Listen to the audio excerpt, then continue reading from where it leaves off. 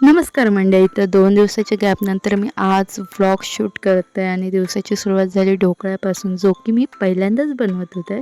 माका एवढी घाई होती ना, की तुम्ही थंड होच्याच आधी डिमोल्ड केलेलं आहे, त्यामुळे एकदम विचित्र दिसता. म्हणजे माझीच घाई माकाच नडलेली. अगदी रील्समध्ये दाखवत होते तसाच मी केलेलं आहे. अजून जरा धीर धरलं असते तर व्यवस्थित माझं डोकं तयार झालं असतं.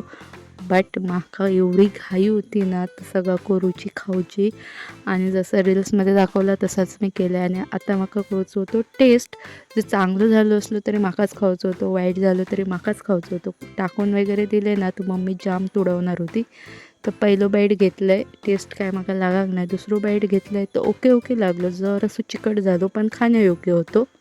नंतर रेडी झाले मग, कारण माका जायचं होतं जरा बाहेर. तर काम वगैरे आटपून येलं आहे, संध्याकाळी भूक लागली म्हणून वडापाव खाल्ले. तर असं माझं आजचा दिवस खाण्यापिण्यात आणि फिरण्यात गेलेलो.